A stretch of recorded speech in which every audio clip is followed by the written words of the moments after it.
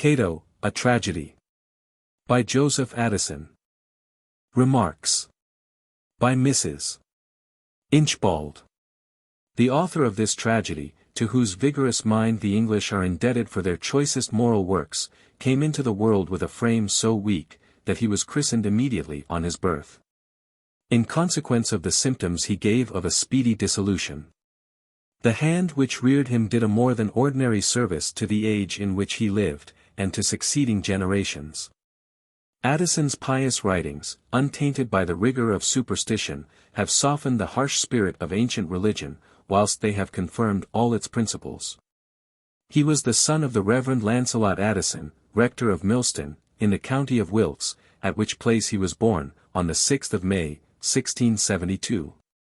After passing through some inferior schools, he was placed at the Charterhouse, where he contracted that intimacy with Steele, which grew to a friendship honourable to them both, from its duration, and the instructions which their joint labour bestowed on mankind. At the age of 15, young Addison was entered at Queen's College, Oxford, where he applied himself so closely to study, that, in a few years, his Latin poetry gained him high reputation in both universities, and, at the age of 22, he became known to the nation at large by his English compositions. He was now pressed by his father to take holy orders, which, notwithstanding his sedate turn of mind, and his habits of piety, he positively refused. Mr. Tickell has alleged, that it was Addison's extreme modesty, a constitutional timidity, which made him resolve against being in the church, but he became a statesman. And, surely, that is a character which requires as much courage as a clergyman's, when the church is not under persecution. The first dramatic work from the pen of Addison, was an opera called Rosamond, which having but indifferent success, he next assisted Steele in his play of The Tender Husband, for which the author surprised him by a dedication, openly to avow the obligation. These two friends now united their efforts in that well-known periodical work, The Spectator, by which they reformed the manners, as well as the morals, of their readers, and established their own literary fame. But, as the talents of Addison were superior to those of Steele, so are the papers in this work which were written by him esteemed above the rest. And, as a mark of distinction, he had the laudable, or his friend Steele the honest pride, to affix a letter at the end of every such paper, by which it should be known for his. The Muse Clio furnished the 4 letters which have been thus used in The Spectator, as Addison's honourable stamp of authorship. In the periodical work of The Guardian he had likewise some share, and, in 1713, he produced, what Dr. Johnson has called the noblest work of Addison's genius, Cato. Notwithstanding the merit of this play, it is certain that it was indebted to the political circumstances of the times, for that enthusiastic applause with which it was received by the town. The joy or sorrow which an author is certain to experience upon every new production, is far more powerful in the heart of a dramatist than in that of any other writer. The sound of clamorous plaudits raises his spirits to a kind of ecstasy, whilst hisses and groans, from a dissatisfied audience, strike on the ear like a personal insult, avowing loud and public contempt for that in which he has been labouring to show his skill. Addison, with his timid nature, felt all the excruciating tortures of an ambitious, yet a fearful dramatist. He could not stay at home on the first night of Cato. For to be told, at once, that his tragedy was driven from the stage with derision, had been to his tremulous nerves like the dart of death. Not less peril might have befallen him as an auditor, he therefore was neither present on the first performance, nor absent from the theatre. But, placing himself on a bench in the green room, his body motionless, his soul in tumult, he kept by his side a friend, whom he dispatched every minute towards the stage, to bring him news of what was passing there. He thus secured, he conceived, progressive information of his fate, without the risk of hearing it from an enraged multitude. But such was the vehemence of applause, that shouts of admiration forced their way through the walls of the green room, before his messenger could return with the gladsome tidings. Yet, not till the last sentence was spoken, and the curtain fairly dropped upon Cato and his weeping friends, did the author venture to move from the inanimate position in which he was fixed. This acute dread of failure now heightened the joy of success, and never was success more complete. Cato, says Pope, in a letter to one of his friends, written at the time, was not so much the wonder of Rome in his days, as he is of Britain in ours. The most fortunate of all occurrences took place, from the skill with which Addison drew this illustrious Roman. He gave him so much virtue, that both Whigs and Tories declared him of their party. And instead of any one, on either side, opposing his sentences in the cause of freedom, all strove which should the most honor him. Both auditors and readers, since that noted period, much as they may praise this tragedy, complain that it wants the very first requisite of a dramatic work, power to affect the passions. This criticism shows, to the full extent, how men were impassioned, at that time, by their political sentiments. They brought their passions with them to the playhouse, fired on the subject of the play. And all the poet had to do was to extend the flame. It is a charge against this drama, that the love scenes are all insipid. But it should be considered, that neither Cato nor his family, with strict propriety, could love anything but their country. As this is a love which women feel in a much less degree than men, and as bondage, not liberty, is woman's wish, Cato, with all his patriotism, must ever be a dull entertainment to the female sex. And men of course receive but little pleasure from elegant amusements, of which women do not partake. The language and sentiments contained here are worthy of the great Addison and the great Cato. And if, as it is objected, the characters are too elevated to be natural, yet they accord with that idea of nature which imagination conceives of such remarkable personages. The author of Cato had planned other tragedies and celebrated works, which the subsequent part of his days did not give him leisure to execute. For, on the death of Queen Anne, the Lords Justices made him their secretary. He was soon after appointed principal secretary of state. These, and other public employments, prevented his completing farther literary designs. Or, it may be thought, that the loss of his domestic tranquillity, at this time, by his marriage with the Countess Dowager of Warwick, might possibly impede every future attempt for the favor of the Muses, to whom this, his wife, had not the slightest affinity. It is supposed she embittered, by arrogance and discontent, the remainder of this good man's life, which terminated on the 17th of June, 1719, in the 47th year of his age. He died at Holland House, near Kensington, and left an only child, a daughter, by the Countess. Lady Warwick had also a son by her former husband, a very fine, spirited, and accomplished youth, for whose welfare the dying Addison showed peculiar concern. For, in the extremity of his disorder, having dismissed his physicians, and with them all hopes of recovery, he desired that the young Lord Warwick might be called to his bedside. He came, but life was now fast departing from his revered father-in-law, and he uttered not a word. After an afflicting pause, the young man said, "Dear sir, you sent for me, I believe, and I hope, that you have some commands. I shall hold them most sacred." Grasping his hand, Addison softly replied, "I sent for you, that you might see in what peace a Christian can die." He spoke with difficulty, and instantly expired. It is to this circumstance Mr. Tickell refers in his lines on Addison's death, where he has this passage. "He taught us how to live, and, oh, too high a price for knowledge, taught us how to die." How do you find this book? Any thoughts about the book or the author? Any suggestion for improvement? Please take a moment to share your thoughts in a comment. If you like it, share it with your friends who might enjoy it as well. Subscribe to keep in touch. Visit CompleteAudiobooks.com for more quality content. Dramatis Personæ. Cato, Mr. Cook. Porcius, Mr. Siddons. Marcus, Mr. H. Johnston. Sempronius, Mr. Corey. Juba, Mr. Brunton. Syphax, Mr. Murray. Lucius, Mr. Claremont. Decius, Mr. Williams. Lucia, Miss Marriott. Marcia, Mrs. Litchfield. Mutineers, guards, etc. Scene, the governor's palace in Utica. Act the First.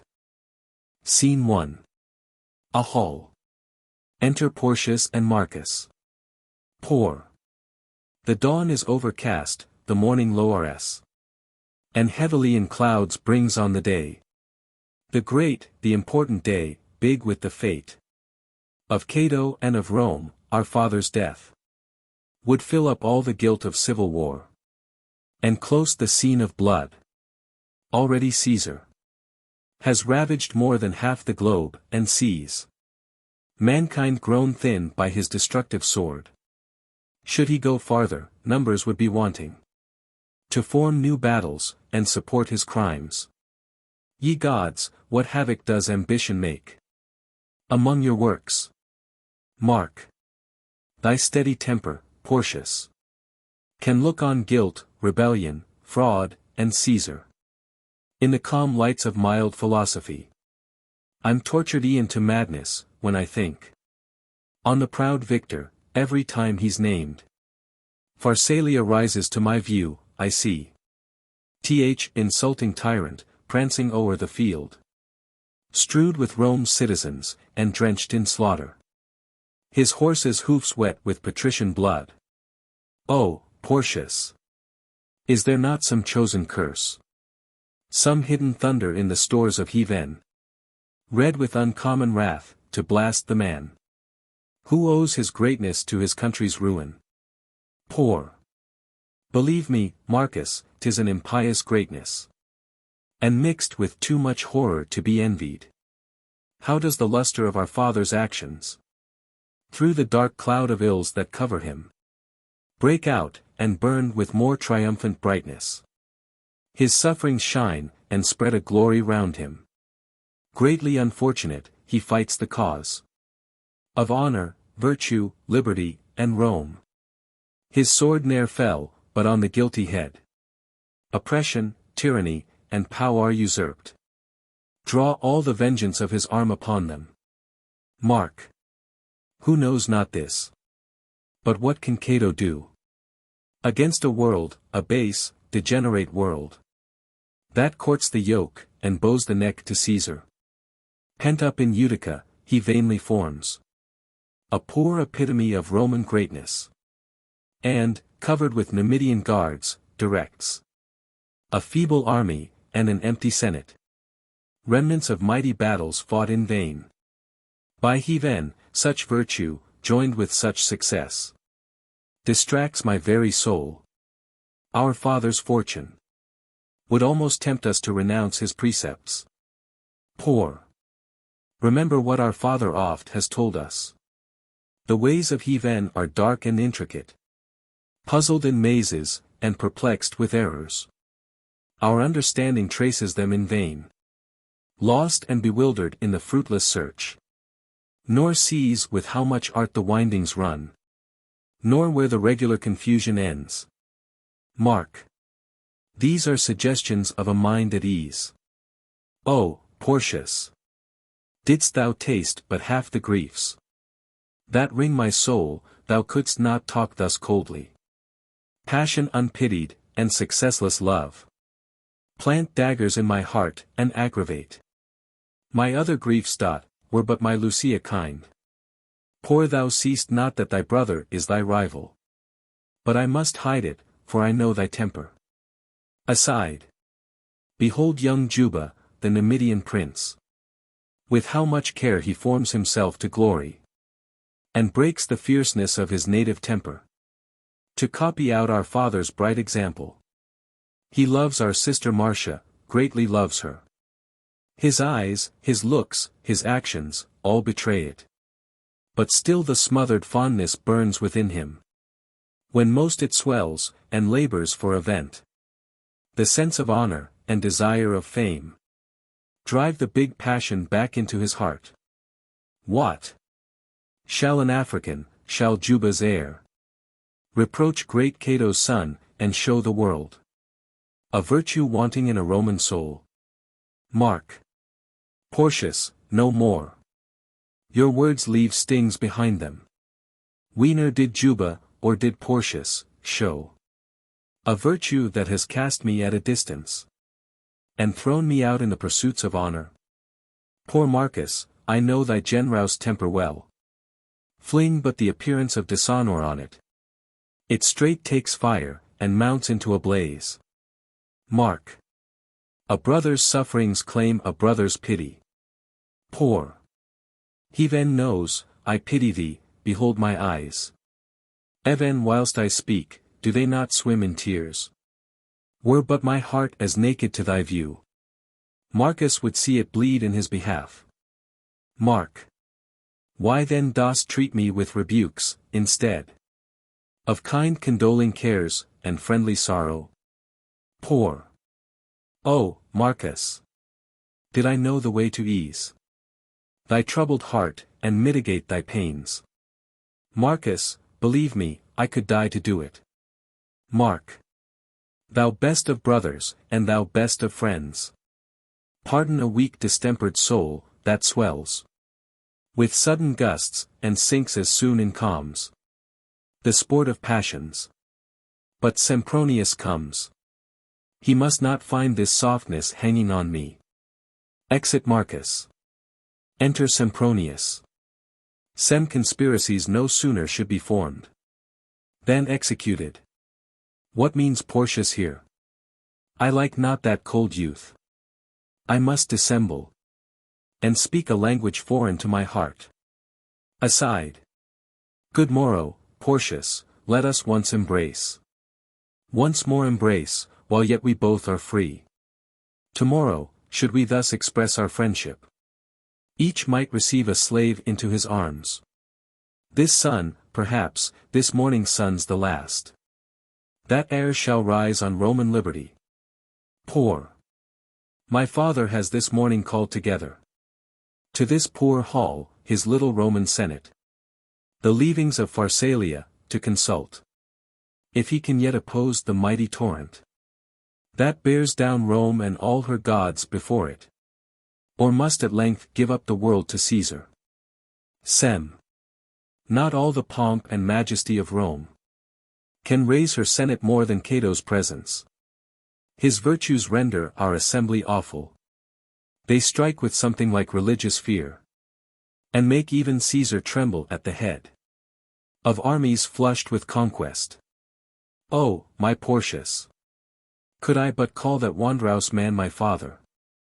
Would but thy sister Marcia be propitious to thy friend's vows, I might be blessed indeed. Poor alas, Sempronius! Wouldst thou talk of love to Marcia, whilst her father's life's in danger? Thou mightst as well court the pale, trembling Vestal, when she beholds the holy flame expiring. Sem. The more I see the wonders of thy race, the more I'm charmed. Thou must take heed, my Portius. The world has all its eyes on Cato's son. Thy father's merit sets thee up to view, and shows thee in the fairest point of light, to make thy virtues or thy faults conspicuous. Poor. Well dost thou seem to check my lingering here. In this important hour, I'll straight away. And while the fathers of the Senate meet in close debate, to weigh events of war, I'll animate the soldiers' drooping courage with love of freedom and contempt of life.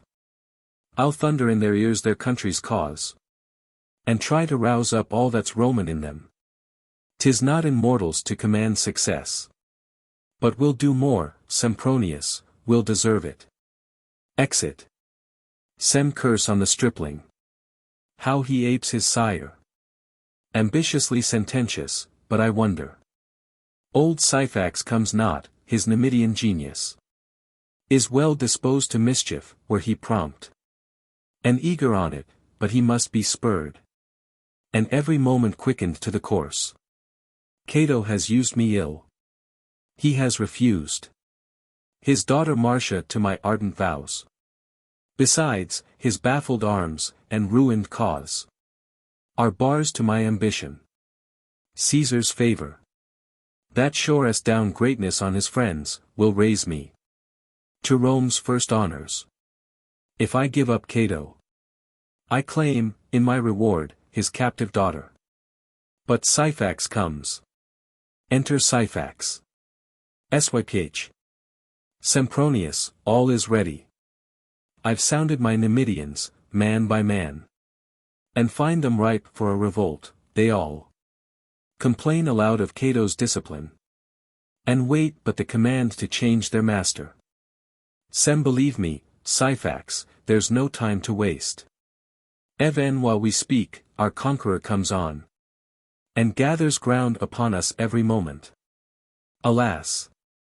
Thou know'st not Caesar's active soul. With what a dreadful course he rushes on. From war to war.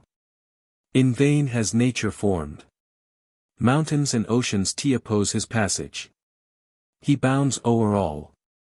One day more will set the victor thundering at our gates.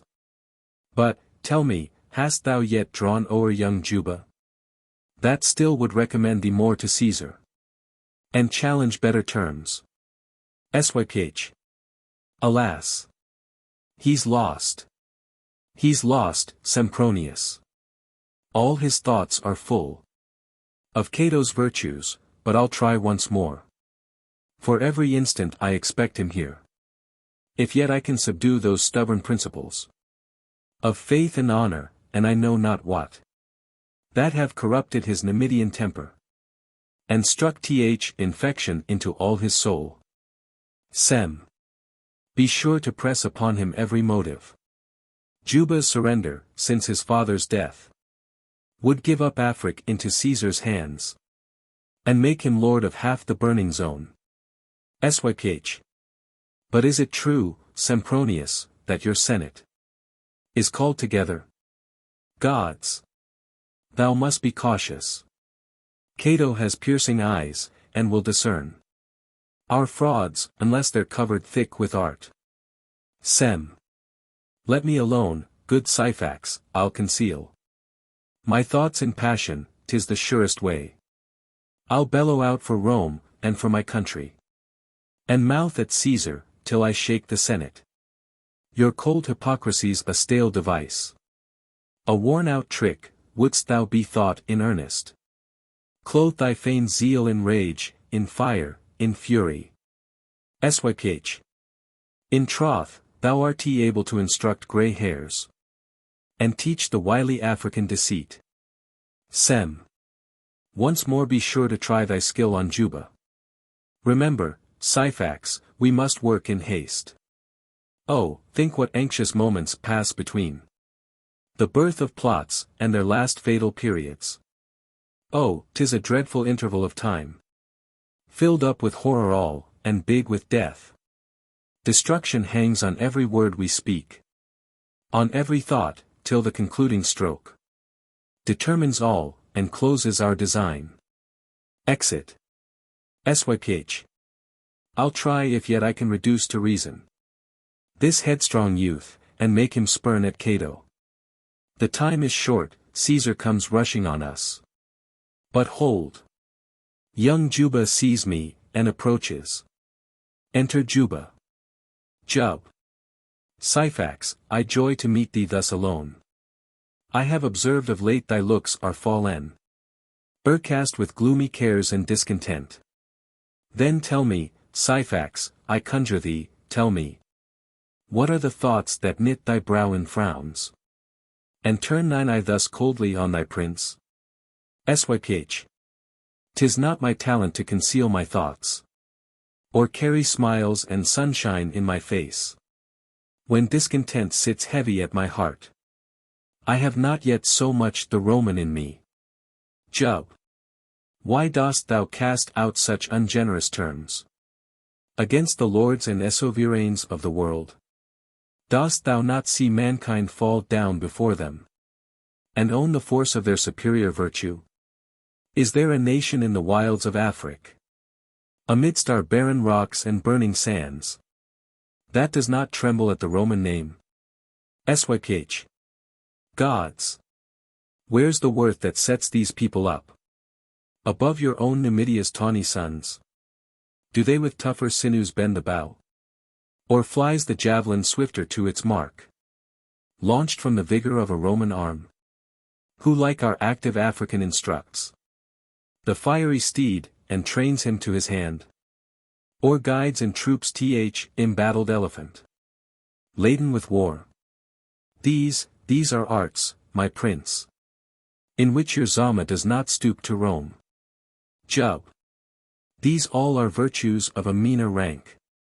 Perfections that are placed in bones and nerves.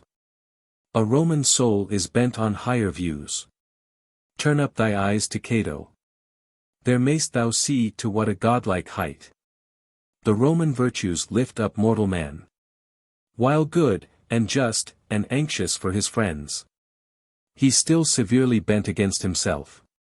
And when his fortune sets before him all the pomps and pleasures that his soul can wish, his rigid virtue will accept of none. Syph. Believe me, Prince, there's not an African that traverses our vast Numidian deserts in quest of prey, and lives upon his bough, but better practices those boasted virtues. Coarse are his meals, the fortune of the chase. Amidst the running stream he slakes his thirst. Toils all the day, and, at the approach of night, on the first friendly bank he throws him down. Or rests his head upon a rock till morn. Then rises fresh, pursues his wonted game. And if the following day he chance to find a new repast, or an untasted spring, blesses his stars, and thinks it luxury. Jub. Thy prejudices, Syphax, won't discern what virtues grow from ignorance and choice, nor how the hero differs from the brute. Where shall we find the man that bears affliction, great and majestic in his griefs, like Cato? How does he rise against a load of woes, and thank the gods that threw the weight upon him? Syph. 'Tis pride, rank pride, and haughtiness of soul. I think the Romans call it stoicism. Had not your royal father thought so highly of Roman virtue, and of Cato's cause, he had not fallen by a slave's hand inglorious. Jub. Why dost thou call my sorrows up afresh? My father's name brings tears into my eyes. Syph. Oh, that you'd profit by your father's ills. Jub. What wouldst thou have me do? Syph. Abandon Cato. Jub. Syphax, I should be more than twice an orphan by such a loss. Syph. Ay, there's the tie that binds you. You long to call him father. Marcia's charms work in your heart unseen, and plead for Cato. No wonder you are deaf to all I say. Jub. Syphax, your zeal becomes importunate. I've hitherto permitted it to rave and talk at large, but learn to keep it in, lest it should take more freedom than I'll give it. Syph. Sir, your great father never used me thus. Alas, he's dead. But can you e'er forget the tender sorrows and repeated blessings which you drew from him in your last farewell? The good old king, at parting, wrung my hand. His eyes brimful of tears, then sighing cried, Carithi, be careful of my son. His grief swelled up so high, he could not utter more. Jub. Alas! Thy story melts away my soul. That best of fathers. How shall I discharge the gratitude and duty that I owe him? Syph. By laying up his counsels in your heart. Jub. His counsels bade me yield to thy direction. Then, Syphax, chide me in severest terms. Vent all thy passion, and I'll stand its shock. Calm and unruffled as a summer sea, when not a breath of wind flies o'er its surface. Syph. Alas! My prince, I'd guide you to your safety. Jub. I do believe thou wouldst, but tell me how. Syph. Fly from the fate that follows Caesar's foes. Jub. My father scorned to do it. Syph. And therefore died. Jub. Better to die 10,000 deaths than wound my honor. Syph. Rather say, your love. Jub. Syphax, I've promised to preserve my temper. Why wilt thou urge me to confess a flame I long have stifled, and would fain conceal? Syph. Believe me, prince, though hard to conquer love, 'tis easy to divert and break its force. Absence might cure it, or a second mistress. Light up another flame, and put out this. The glowing dames of Zama's royal court have faces flushed with more exalted charms. Were you with these, my prince, you'd soon forget the pale, unripened beauties of the north. Jub. 'Tis not a set of features, or complexion, the tincture of a skin, that I admire. Beauty soon grows familiar to the lover, fades in his eye, and palls upon the sense. The virtuous Marcia toars above her sex. True, she is fair, oh, how divinely fair. But still the lovely maid improves her charms with inward greatness, unaffected wisdom, and sanctity of manners. Cato's soul shines out in everything she acts or speaks, while winning mildness and attractive smiles dwell in her looks, and, with becoming grace, soften the rigor of her father's virtue.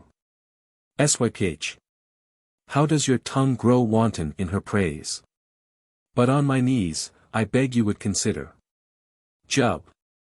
Ha! Syphax, is not she moves this way. And with her Lucia, Lucius's fair daughter. My heart beats thick, I prythee, Syphax, leave me. Syph. 10,000 curses fasten on them both.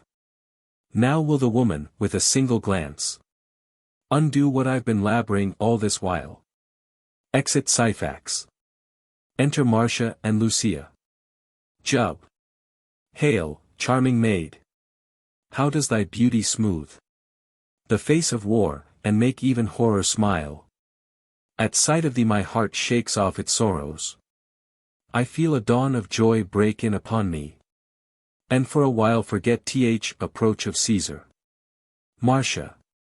I should be grieved, young prince, to think my presence unbent your thoughts, and slacken them to arms, while, warm with slaughter, our victorious foe threatens aloud, and calls you to the field. Jub. Oh, Marcia, let me hope thy kind concerns and gentle wishes follow me to battle. The thought will give new vigor to my arm, and strength and weight to my descending sword, and drive it in a tempest on the foe. Marcia. My prayers and wishes always shall attend the friends of Rome, the glorious cause of virtue, and men approved of by the gods and Cato. Jub. That Juba may deserve thy pious cares. I'll gaze forever on thy godlike father, transplanting one by one, into my life, his bright perfections, till I shine like him. Marcia. My father never, at a time like this, would lay out his great soul in words, and waste such precious moments. Jub. Thy reproofs are just. Thou virtuous maid, I'll hasten to my troops, and fire their languid souls with Cato's virtue. If e'er I lead them to the field, when all the war shall stand ranged in its just array and dreadful pomp, then will I think on thee. O, lovely maid! Then will I think on thee. And, in the shock of charging hosts, remember what glorious deeds should grace the man who hopes for Marcia's love. Exit Juba. Lucia. Marcia, you're too severe. How could you chide the young good-natured prince, and drive him from you with so stern an air? A prince that loves, and dotes on you to death. Marcia. 'Tis therefore, Lucia, that I chide him from me. His air, his voice, his looks, and honest soul speak all so movingly in his behalf. I dare not trust myself to hear him talk. Lucia. Why will you fight against so sweet a passion? and steal your heart to such a world of charms? Marcia. How, Lucia? Wouldst thou have me sink away in pleasing dreams, and lose myself in love? When every moment Cato's life's at stake, Caesar comes armed with terror and revenge, and aims his thunder at my father's head. Should not the sad occasion swallow up my other cares? Lucia. Why have I not this constancy of mind, who have so many griefs to try its force? Sure, nature formed me of her softest mold, enfeebled all my soul with tender passions, and sunk me even below my own weak sex. Pity and love, by turns, oppress my heart. Marcia. Lucia, disburden all thy cares on me, and let me share thy most retired distress. Tell me, who raises up this conflict in thee? Lucia. I need not blush to name them, when I tell thee. They're Marcia's brothers, and the sons of Cato. Marcia. They both behold thee with their sister's eyes, and often have revealed their passion to me. But tell me, which of them is Lucia's choice? Lucia. Suppose 'twere Porcius, could you blame my choice? Oh, Porcius, thou hast stolen away my soul. Marcus is overwarm, his fond complaints have so much earnestness and passion in them. I hear him with a secret kind of horror, and tremble at his vehemence of temper. Marcia. Alas, poor youth! How will thy coldness raise tempests and storms in his afflicted bosom? I dread the consequence. Lucia. You seem to plead against your brother Porcius. Marcia. Heaven forbid. Had Porcius been the unsuccessful lover, the same compassion would have fallen on him. Lucia. Was ever virgin love distressed like mine? Porcius himself oft falls in tears before me, as if he mourned his rival's ill success. Then bids me hide the motions of my heart, nor show which way it turns, so much he fears the sad effect that it will have on Marcus. Marcia. Let us not, Lucia, aggravate our sorrows, but to the gods submit the event of things. Our lives, discolored with our present woes, may still grow bright, and smile with happier hours. So the pure limpid stream, when foul with stains of rushing torrents and descending rains, works itself clear, and, as it runs, refines, till, by degrees, the floating mirror shines, reflects each flower that on the border grows, and a new heaven in its fair bosom shows. Exeunt. Act the Second. Scene 1. The Senate sitting. Flourish. Enter Cato. Cato. Fathers, we once again are met in council. Caesar's approach has summoned us together, and Rome attends her fate from our resolves. How shall we treat this bold aspiring man? Success still follows him, and backs his crimes. Pharsalia gave him Rome, Egypt has since received his yoke, and the whole Nile is Caesar's. Why should I mention Juba's overthrow, and Scipio's death? Numidia's burning sands still smoke with blood. 'Tis time we should decree what course to take. Our foe advances on us, and envies us even Libya's sultry deserts. Fathers, pronounce your thoughts, are they still fixed to hold it out, and fight it to the last? Or are your hearts subdued at length, and wrought by time and ill success, to a submission? Sempronius, speak. Sem gods. Can a Roman Senate long debate which of the two to choose, slavery or death?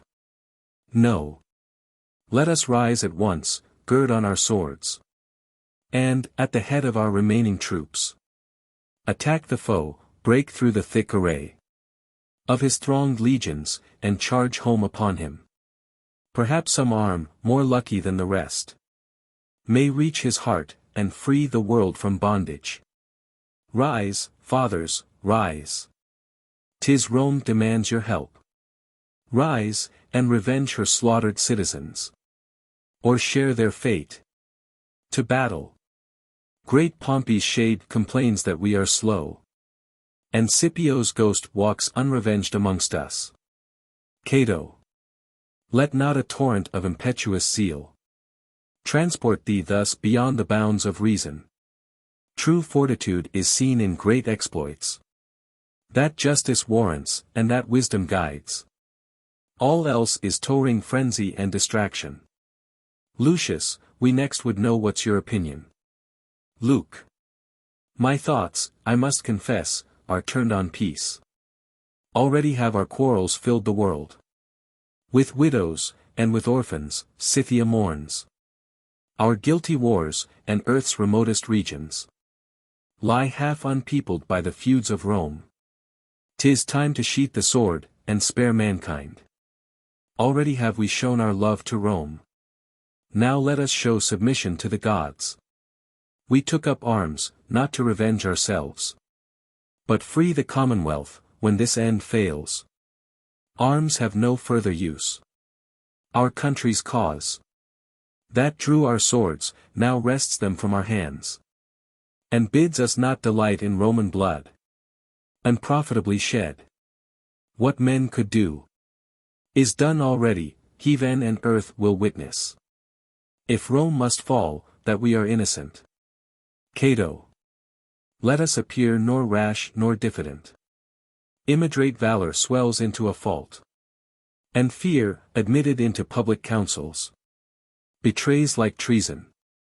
Let us shun them both.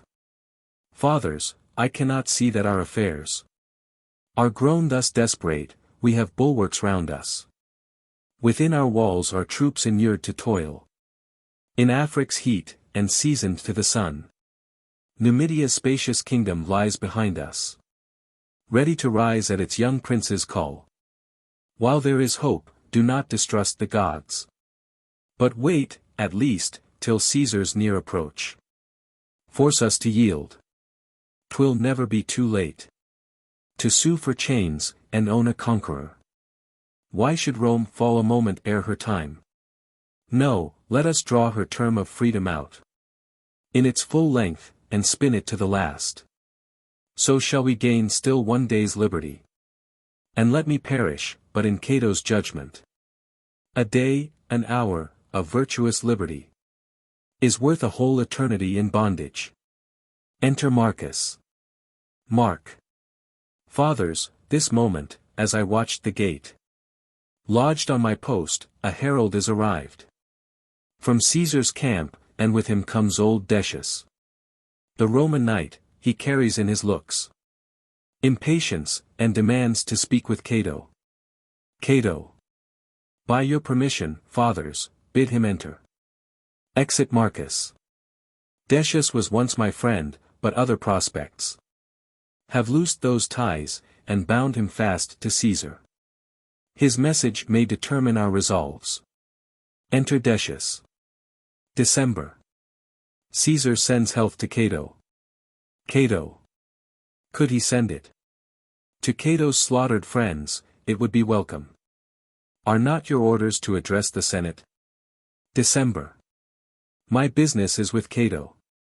Caesar sees the straits to which you're driven. And, as he knows, Cato's high worth, is anxious for your life. Cato. My life is grafted on the fate of Rome. Would he save Cato, bid him spare his country. Tell your dictator this. And tell him, Cato disdains a life which he has power to offer. December. Rome and her senators submit to Caesar. Her generals and her consuls are no more, who checked his conquests, and denied his triumphs. Why will not Cato be this Caesar's friend? Cato. These very reasons thou hast urged forbid it. December. Cato, I've orders to expostulate and reason with you, as from friend to friend. Think on the storm that gathers o'er your head, and threatens every hour to burst upon it. Still may you stand high in your country's honors. Do but comply, and make your peace with Caesar. Rome will rejoice, and cast its eyes on Cato, as on the second of mankind. Cato. No more. I must not think of life on such conditions. December. Caesar is well acquainted with your virtues, and therefore sets this value on your life. Let him but know the price of Cato's friendship, and name your terms. Cato. Bid him disband his legions. Restore the commonwealth to liberty. Submit his actions to the public censure, and stand the judgment of a Roman Senate. Bid him do this, and Cato is his friend. December. Cato, the world talks loudly of your wisdom. Cato. Nay, more, though Cato's voice was ne'er employed to clear the guilty, and to varnish crimes. Myself will mount the rostrum in his favor, and strive to gain his pardon from the people. December. A style like this becomes a conqueror. Cato. Decius, a style like this becomes a Roman. December. What is a Roman, that is Caesar's foe? Cato. Greater than Caesar, he's a friend to virtue. December. Consider, Cato, you're in Utica, and at the head of your own little senate. You do not thunder in the Capitol, with all the mouths of Rome to second you. Cato. Let him consider that, who drives us hither. 'Tis Caesar's sword has made Rome's senate little, and thinned its ranks. Alas! Thy dazzled eye beholds this man in a false glaring light, which conquest and success have thrown upon him. Didst thou but view him right, thou dst see him black, with murder, treason, sacrilege, and crimes that strike my soul with horror but to name them. I know thou look'st on me as on a wretch, beset with ills, and covered with misfortunes. But, by the gods I swear, millions of worlds should never buy me to be like that Caesar. December. Does Cato send this answer back to Caesar, for all his generous cares and proffered friendship? Cato. His cares for me are insolent and vain. Presumptuous man. The gods take care of Cato. Would Caesar show the greatness of his soul? Bid him employ his care for these my friends, and make good use of his ill-gotten power, by sheltering men much better than himself. December. Your high, unconquered heart makes you forget. You are a man. You rush on your destruction. But I have done. When I relate hereafter the tale of this unhappy embassy, all Rome will be in tears. Exit Decius. Sem Cato, we thank thee. The mighty genius of immortal Rome speaks in thy voice, thy soul breathes liberty.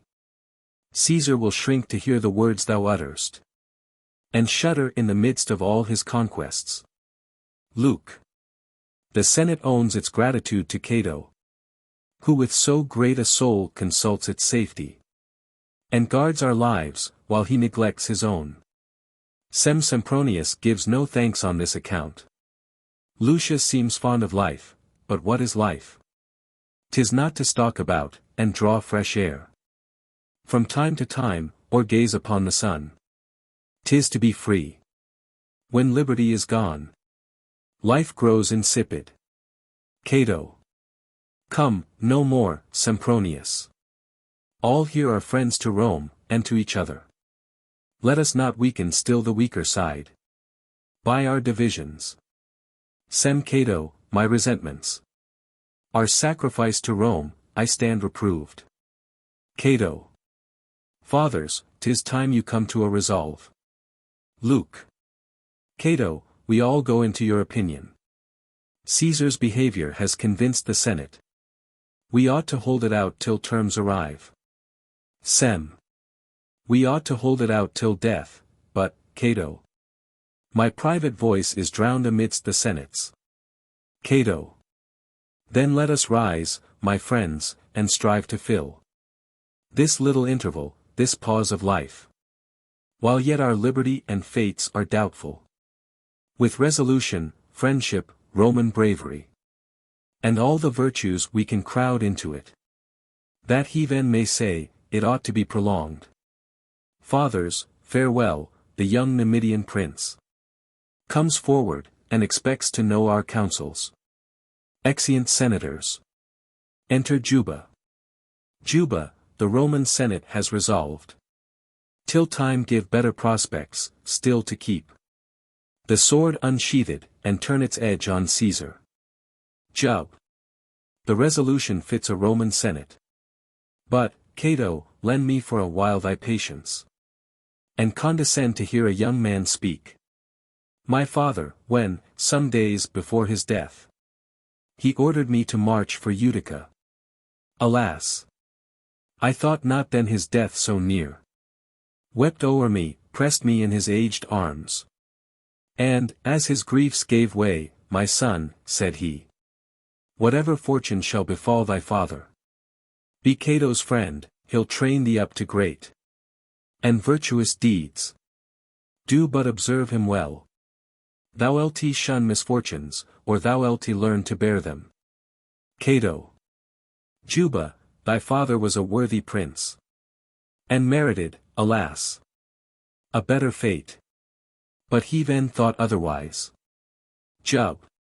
My father's fate, in spite of all the fortitude that shines before my face, in Cato's great example, subdues my soul, and fills my eyes with tears. Cato. It is an honest sorrow, and becomes thee. Jub. My father drew respect from foreign climes. The kings of Afric sought him for their friend. Kings far remote, that rule, as fame reports, behind the hidden sources of the Nile. In distant worlds, on t'other side the sun, oft have their black ambassadors appeared, loaden with gifts, and filled the courts of Zama. Cato. I am no stranger to thy father's greatness. Jub. I would not boast the greatness of my father, but point out new alliances to Cato. Had we not better leave this Utica, to arm Numidia in our cause, and court assistance of my father's powerful friends? Did they know Cato, our remotest kings would pour embattled multitudes about him. Their swarthy hosts would darken all our plains, doubling the native horror of the war, and making death more grim. Cato. And canst thou think Cato will fly before the sword of Caesar? Reduced, like Hannibal, to seek relief from court to court, and wander up and down, a vagabond in Afric? Jub. Cato, perhaps. I'm too officious. But my forward cares would fain preserve a life of so much value. My heart is wounded, when I see such virtue afflicted by the weight of such misfortunes. Cato. Thy nobleness of soul obliges me. But know, young prince, that valor soars above what the world calls misfortune and affliction. These are not ills, else would they never fall on heaven as first favorites, and the best of men. The gods, in bounty, work up storms about us, that give mankind occasion to exert their hidden strength, and throw out into practice virtues, which shun the day, and lie concealed in the smooth seasons and the calms of life. Jub.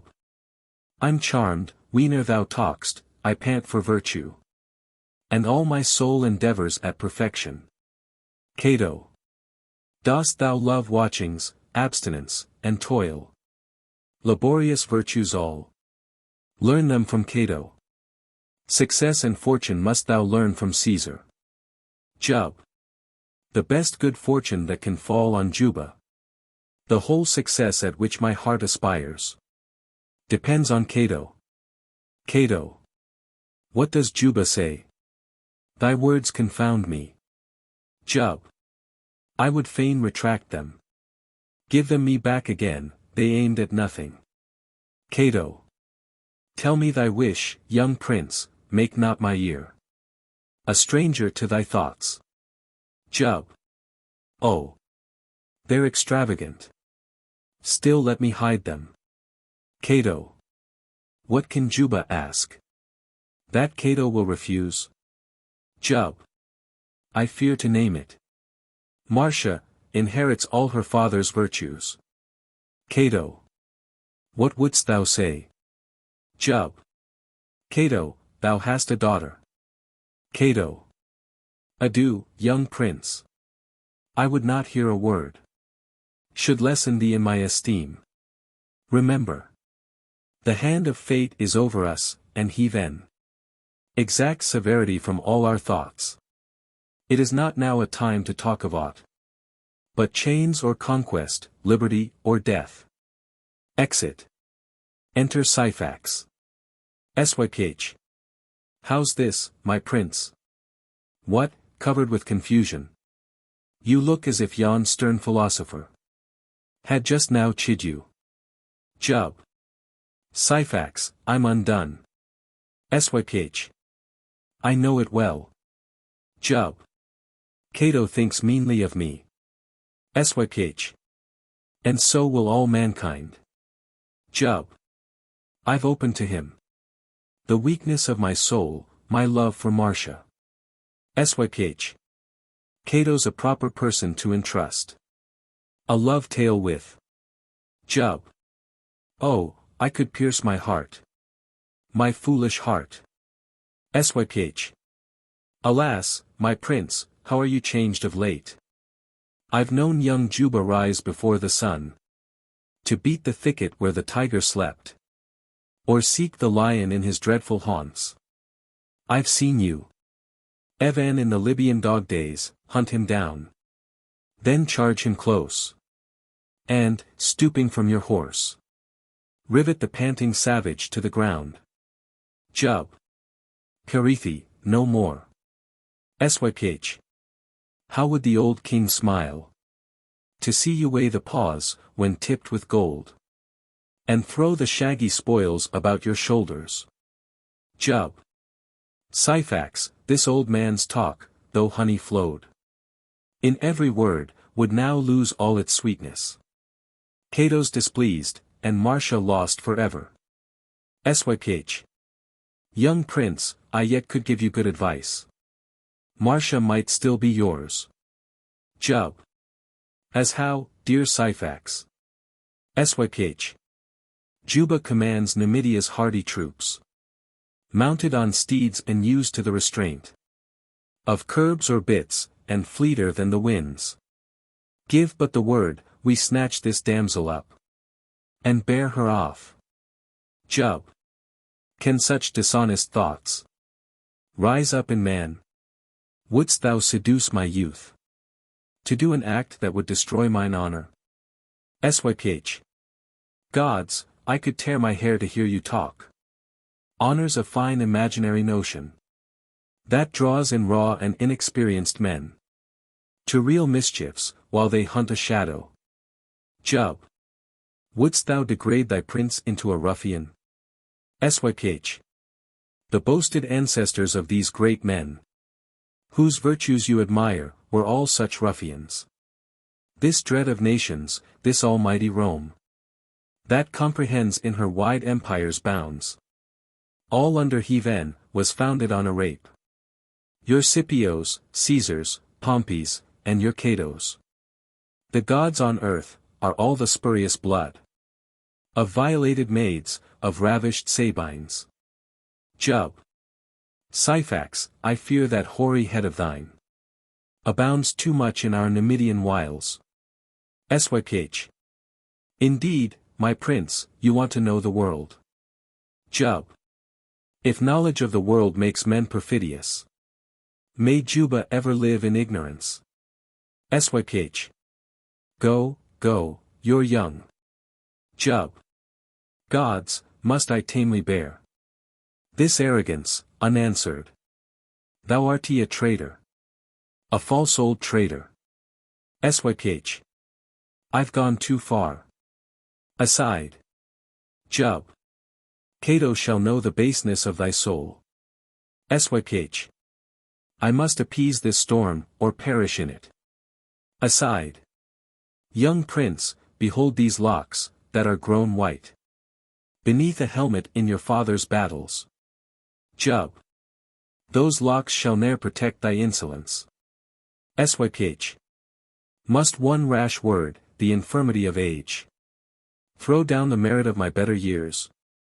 This the reward of a whole life of service. Curse on the boy. How steadily he hears me, aside. Jub. Syphax, no more. I would not hear you talk. Syph. Not hear me talk.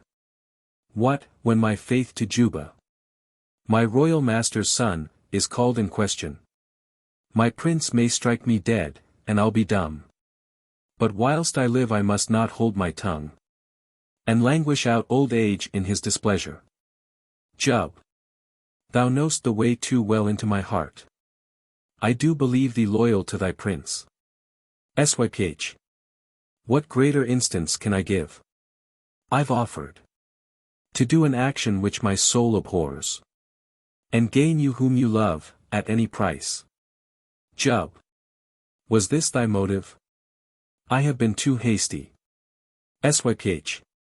And 'tis for this my prince has called me traitor. Jub. Sure thou mistakest, I did not call thee so. Syph. You did, indeed, my prince, you called me traitor. Nay, further, threatened you'd complain to Cato. Of what, my prince, would you complain to Cato? That Syphax loves you, and would sacrifice his life, nay, more, his honor, in your service. Jub. Syphax, I know thou lovest me.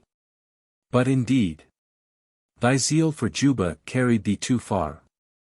Honor's a sacred tie, the law of kings. The noble mind's distinguishing perfection, that aids and strengthens virtue where it meets her, and imitates her actions where she is not. It ought not to be sported with. Syph. Believe me, prince, you make old Syphax weep. To hear you talk, but 'tis with tears of joy. If e'er your father's crown adorn your brows, Numidia will be blessed by Cato's lectures. Jub. Syphax, thy hand, will mutually forget the warmth of youth, and forwardness of age. Thy prince esteems thy worth, and loves thy person.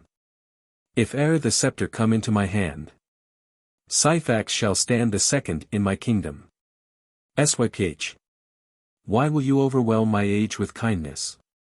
My joys grow burdensome, I shan't support it. Jub. Syphax, farewell. I'll hence, and try to find some blessed occasion, that may set me right in Cato's thoughts. I'd rather have that man approve my deeds, than worlds for my admirers. Exit. Syph. Young men soon give, and soon forget, affronts. Old age is slow in both, a false old traitor. These words, rash boy, may chance to cost thee dear. My heart had still some foolish fondness for thee. But hence, 'tis gone. I give it to the winds. Caesar, I'm wholly thine. Enter Sempronius. All hail, Sempronius. Well, Cato's senate is resolved to wait the fury of a siege, before it yields. Syphax, we both were on the verge of fate. Lucius declared for peace, and terms were offered to Cato, by a messenger from Caesar. Should they submit, ere our designs are ripe, we both must perish in the common wreck, lost in the general, undistinguished ruin. Syph. But how stands Cato? Sem. Thou hast seen Mount Atlas, whilst storms and tempests thunder on its brows, and oceans break their billows at its feet. It stands unmoved, and glories in its height. Such is that haughty man. His towering soul, midst all the shocks and injuries of fortune, rises superior, and looks down on Caesar. Syph. But what's this messenger? Sem. I've practiced with him. And found a means to let the victor know that Syphax and Sempronius are his friends. But let me now examine in my turn. Is Juba fixed? Syph. Yes, but it is to Cato. I've tried the force of every reason on him. Soothed and caressed, been angry, soothed again. Laid safety, life, and interest in his sight. But all are vain, he scorns them all for Cato. Sem. Come, 'tis no matter, we shall do without him. He'll make a pretty figure in a triumph. And serve to trip before the victor's chariot. Syphax, I now may hope thou hast forsook thy Juba's cause, and wishest Marcia mine. Syph. May she be thine as fast as thou wouldst have her. Sem. Syphax, I love that woman, though I curse her and myself, yet, spite of me, I love her. Syph. Make Cato sure, and give up Utica. Caesar will ne'er refuse thee such a trifle. But are thy troops prepared for a revolt?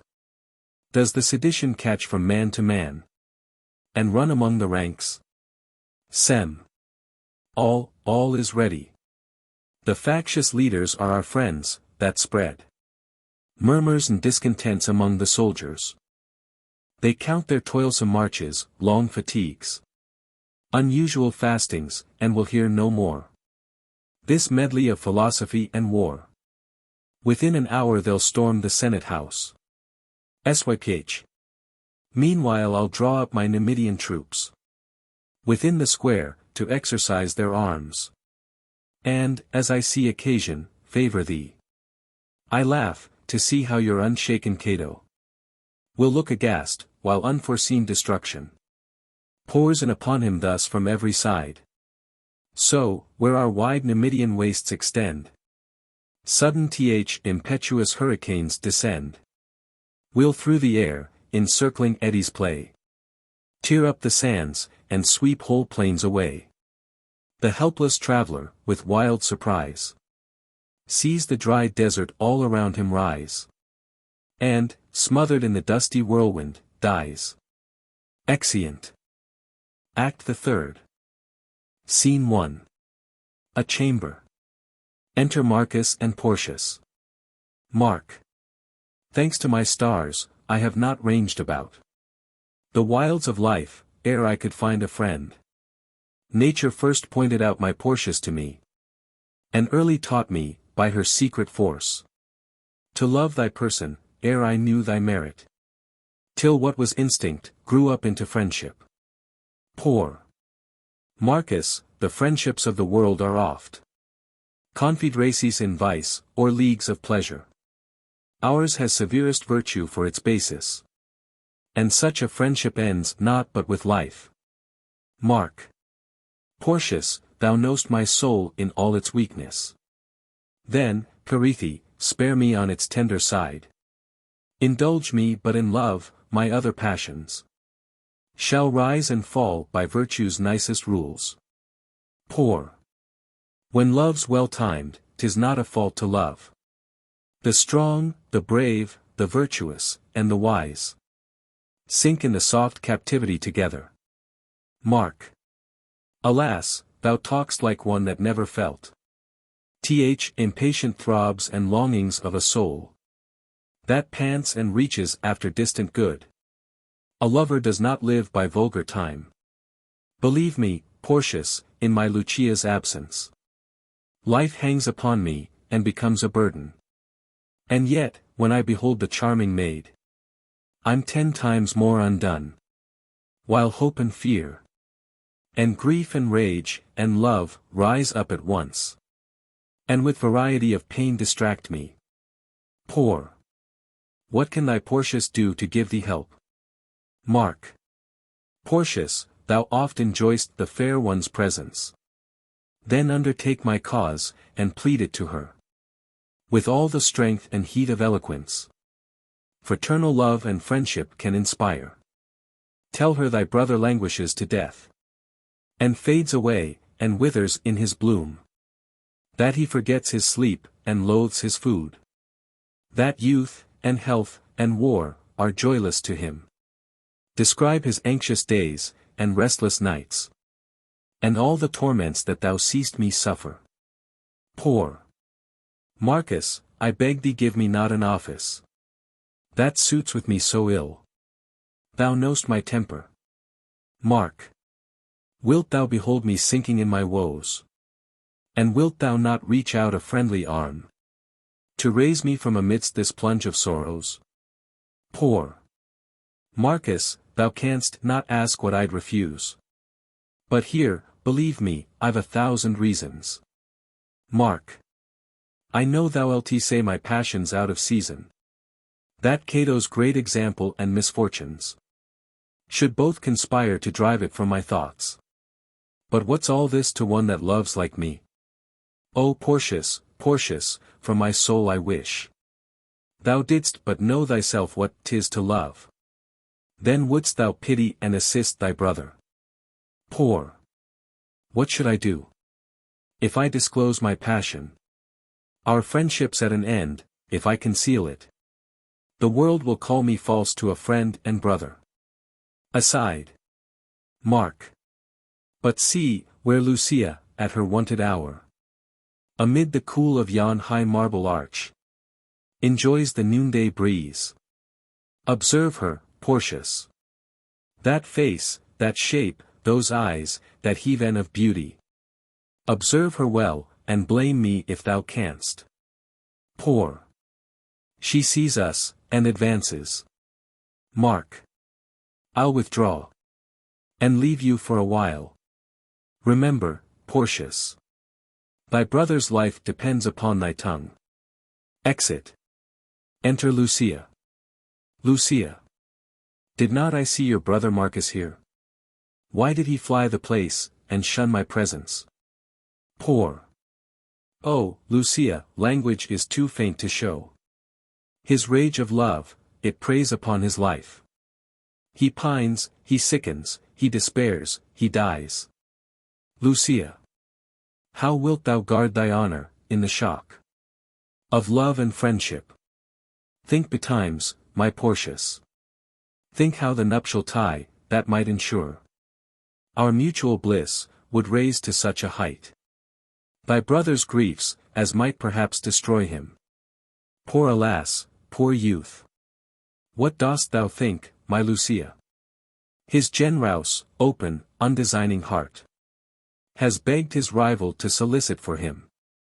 Then do not strike him dead with a denial. Lucia. No, Portius, no. I see thy sister's tears, thy father's anguish, and thy brother's death, in the pursuit of our ill-fated loves. And, Portius, here I swear, to heaven I swear, to heaven, and all the powers that judge mankind, never to mix my plighted hands with thine, while such a cloud of mischief hangs upon us, but to forget our loves, and drive thee out from all my thoughts, as far as I am able. Poor. What hast thou said? I'm thunderstruck. Recall those hasty words, or I am lost forever. Lucia. Has not the vow already passed my lips? The gods have heard it, and 'tis sealed in heaven. May all the vengeance that was ever poured on perjured heads, o'erwhelm me if I break it. Poor. Fixed in astonishment, I gaze upon thee, like one just blasted by a stroke from heaven, who pants for breath and stiffens, yet alive. In dreadful looks, a monument of wrath. Lucia. Think, Portius, think thou seest thy dying brother, stabbed at his heart, and all besmeared with blood, storming at heaven and thee, thy awful sire, sternly demands the cause, the accursed cause, that robs him of his son. Poor Marcia trembles, then tears her hair, and, frantic in her griefs, calls out on Lucia. What could Lucia answer? Or how stand up in such a scene of sorrow? Poor To my confusion and eternal grief, I must approve the sentence that destroys me. Lucia. Portius, no more. Thy words shoot through my heart. Melt my resolves, and turn me all to love. Why are those tears of fondness in thy eyes? Why heaves thy heart? Why swells thy soul with sorrow? It softens me too much. Farewell, my Portius. Farewell, though death is in the word, forever. Poor stay, Lucia, stay. What dost thou say? Forever. Thou must not go, my soul still hovers o'er thee. And can't get loose. Lucia. If the firm Portius shake. To hear of parting, think what Lucia suffers. Poor. 'Tis true, unruffled and serene, I've met the common accidents of life, but here such an unlooked-for storm of ills falls on me. It beats down all my strength, I cannot bear it. We must not part. Lucia. What dost thou say? Not part. Hast thou forgot the vow that I have made? Are not there heavens, and gods, that thunder o'er us? But see, thy brother Marcus bends this way. I sicken at the sight. Once more, farewell. Farewell, and know, thou wrong'st me, if thou think'st ever was love or ever grief like mine. Exit Lucia. Enter Marcus. Mark. Portius, what hopes? How stands she? Am I doomed to life or death? Poor. What wouldst thou have me say? Mark. What means this pensive posture? Thou appear'st like one amazed and terrified. Poor. I've reason. Mark. Thy downcast looks, and thy disordered thoughts tell me my fate. I ask not the success my cause has found. Poor. I'm grieved I undertook it. Mark. What, does the barbarous maid insult my heart? My aching heart, and triumph in my pains? That I could cast her from my thoughts forever. Pour away. You're too suspicious in your griefs. Lucia, though sworn never to think of love, compassionates your pains, and pities you. Mark. Compassionates my pains, and pities me. What is compassion, when 'tis void of love? Fool that I was, to choose so cold a friend. To urge my cause, compassionates my pains. Purithe, what art, what rhetoric didst thou use? To gain this mighty boon, she pities me. To one that asks the warm returns of love. Compassion's cruelty, 'tis scorn, 'tis death. Poor Marcus, no more, have I deserved this treatment. Mark. What have I said? Oh. Portius, oh, forgive me. A soul exasperated in ills, falls out with everything, its friend, itself, but ha! Shout. What means that shout, big with the sounds of war? What new alarm? Poor. A second, louder yet. Swells in the wind, and comes more full upon us. Mark. Oh, for some glorious cause to fall in battle. Lucia, thou hast undone me, thy disdain has broke my heart, 'tis death must give me ease. Pour quick, let us hence. Who knows if Cato's life stands sure? Oh, Marcus, I am warmed. My heart leaps at the trumpet's voice, and burns for glory. Exeunt. Scene 2. Part of the Senate House. Enter Sempronius, with leaders of the mutiny. Sem. At length the winds are raised, the storm blows high. Be it your care, my friends, to keep it up in all its fury, and direct it right, till it has spent itself on Cato's head. Meanwhile, I'll herd among his friends, and seem one of the number, that, whatever arrive, my friends and fellow soldiers may be safe. Exit. One lead. We are all safe, Sempronius is our friend. Sempronius is as brave a man as Cato. But, hark, he enters. Bear up boldly to him. Be sure you beat him down, and bind him fast. This day will end our toils. Fear nothing, for Sempronius is our friend. Enter Sempronius, with Cato, Lucius, Porcius, and Marcus. Cato. Where are those bold, intrepid sons of war? That greatly turn their backs upon the foe. And to their general send a brave defiance. Send curse on their dastard souls, they stand astonished. Aside. Cato. Perfidious men. And will you thus dishonor your past exploits, and sully all your wars? Why could not Cato fall without your guilt? Behold, ungrateful men. Behold my bosom naked to your swords. And let the man that's injured strike the blow.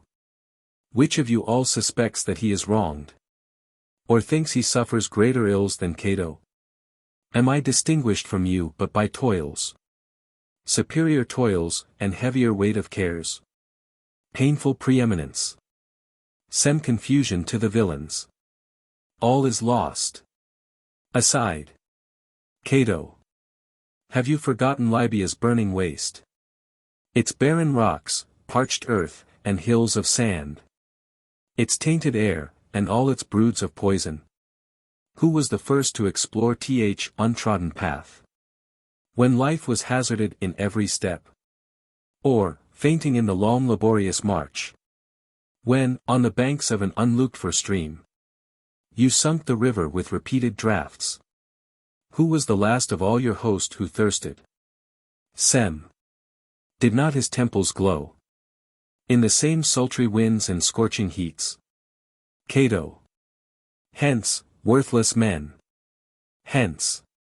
And complain to Caesar. You could not undergo the toil of war, nor bear the hardships that your leader bore.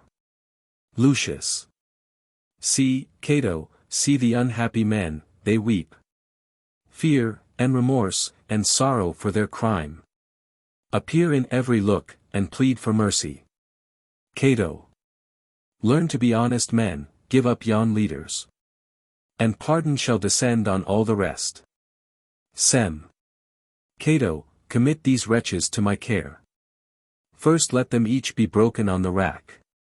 Then, with what life remains, impaled, and left to writhe at leisure round the bloody stake.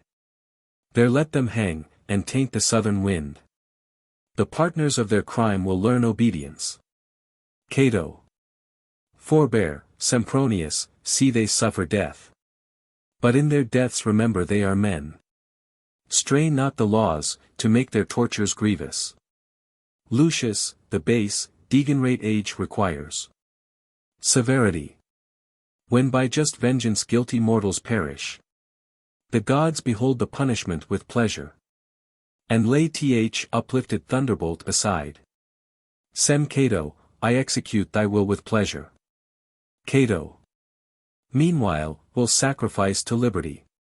Remember, O my friends, the laws, the rights, the generous plan of power delivered down from age to age by your renowned forefathers.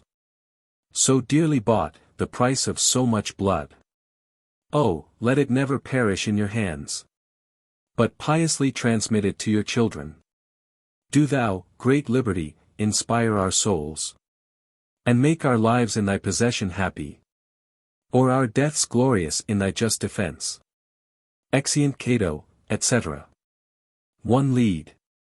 Sempronius, you have acted like yourself. One would have thought you had been half in earnest. Sem villain, stand off, base, groveling, worthless wretches. Mongrels in faction, poor faint-hearted traitors. 1 Lead. Nay, now, you carry it too far, Sempronius. Sem. No, villains, when such paltry slaves presume to mix in treason, if the plot succeeds, their throne neglected by, but if it fails, they're sure to die like dogs, as you shall do. Here, Take these factious monsters, drag them forth to sudden death. One lead. Nay, since it comes to this, Sem dispatch them quick, but first pluck out their tongues, lest with their dying breath they sow sedition. Exeunt guards, with their leaders. Enter Syphax. Syph. Our first design, my friend, has proved abortive. Still there remains an aftergame to play. My troops are mounted. Let but Sempronius head us in our flight. We'll force the gate where Marcus keeps his guard, and hew down all that would oppose our passage. A day will bring us into Caesar's camp. Sem confusion. I have failed of half my purpose. Marcia, the charming Marcia's left behind. Syph. How? Will Sempronius turn a woman's slave? Sem, think not thy friend can ever feel the soft, unmanly warmth and tenderness of love. Syphax, I long to clasp that haughty maid, and bend her stubborn virtue to my passion. When I have gone thus far, I'd cast her off. Syph. Well said. That's spoken like thyself, Sempronius. What hinders, then, but that thou find her out, and hurry her away by manly force? Sem. But how to gain admission? For access is given to none but Juba, and her brothers. Syph. Thou shalt have Juba's dress, and Juba's guards. The doors will open, when Numidia's prince seems to appear before the slaves that watch them. Sem, heavens, what a thought is there! Marcia's my own. How will my bosom swell with anxious joy, when I behold her struggling in my arms, with glowing beauty, and disordered charms, while fear and anger, with alternate grace, pant in her breast, and vary in her face. So Pluto seized off Proserpine, conveyed to hell's tremendous gloom affrighted maid. There grimly smiled, pleased with the beauteous prize, nor envied Jove his sunshine and his skies. Exeunt. Act the fourth. Scene 1. A chamber. Enter Lucia and Marcia. Lucia. Now, tell me, Marcia, tell me from thy soul, if thou believest 'tis possible for woman to suffer greater ills than Lucia suffers. Marcia. Oh, Lucia, Lucia, might my big swollen heart vent all its griefs, and give a loose to sorrow, Marcia could answer thee in sighs, keep pace with all thy woes, and count out tear for tear. Lucia. I know thou art doomed alike to be beloved by Juba, and thy father's friend, Sempronius. But which of these has power to charm like Portius? Marcia. Still, I must beg thee not to name Sempronius. Lucia, I like not that loud, boisterous man. Juba, to all the bravery of a hero, adds softest love, and more than female sweetness. Juba might make the proudest of our sex, any of womankind, but Marcia, happy. Lucia. And why not Marcia? Come, you strive in vain to hide your thoughts from one who knows too well the inward glowings of a heart in love. Marcia. While Cato lives, his daughter has no right to love or hate, but as his choice directs. Lucia. But should this father give you to Sempronius? Marcia. I dare not think he will, but if he should, why wilt thou add to all the griefs I suffer? Imaginary ills, and fancied tortures. I hear the sound of feet. They march this way. Let us retire, and try if we can drown each softer thought in sense of present danger, when love once pleads admission to our hearts. In spite of all the virtues we can boast, the woman that deliberates is lost. Exeunt. Enter Sempronius, dressed like Juba, with Numidian guards. Sem. The deer is lodged, I've tracked her to her covert. How will the young Numidian rave to see his mistress lost? If aught could glad my soul, beyond the enjoyment of so bright a prize, 'twould be to torture that young, gay barbarian. But, hark! What noise? Death to my hopes! 'Tis he! 'Tis Juba's self! There is but one way left. Enter Juba. Jub! What do I see? Who's this that dares usurp the guards and habits of Numidia's prince? Sem. One that was born to scourge thy arrogance. Presumptuous youth. Jub. What can this mean? Sempronius. Sem. My sword shall answer thee. Have at thy heart. Jub. Nay then, beware thy own, proud, barbarous man. Sempronius falls. Sem curse on my stars. Am I then doomed to fall? By a boy's hand, disfigured in a vile Numidian dress, and for a worthless woman? Gods, I'm distracted. This my close of life. Oh, for a peal of thunder, that would make earth, sea, and air, and heaven, and Cato tremble.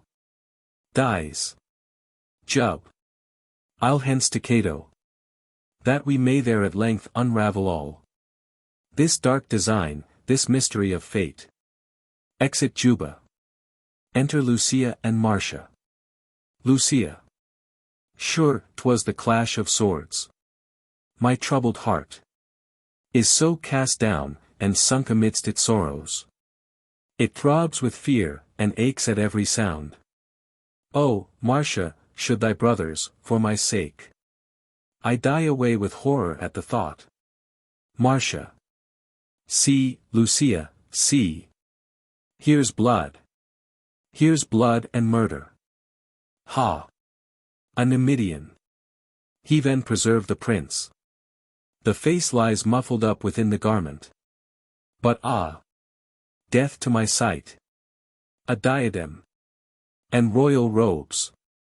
O gods! 'Tis he, 'tis he. Juba lies dead before us. Lucia.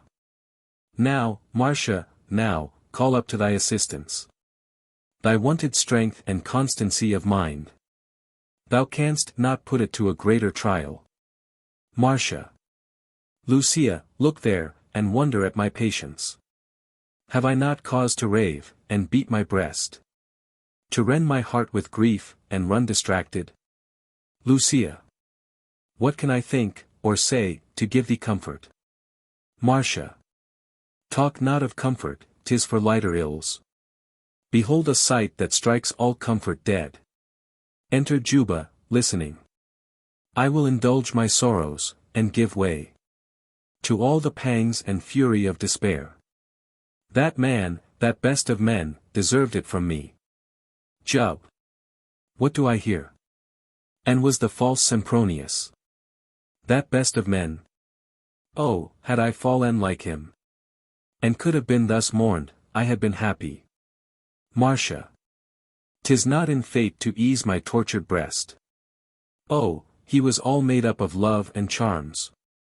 Whatever maid could wish, or man admire. Delight of every eye, when he appeared. A secret pleasure gladdened all that saw him. But when he talked, the proudest Roman blushed.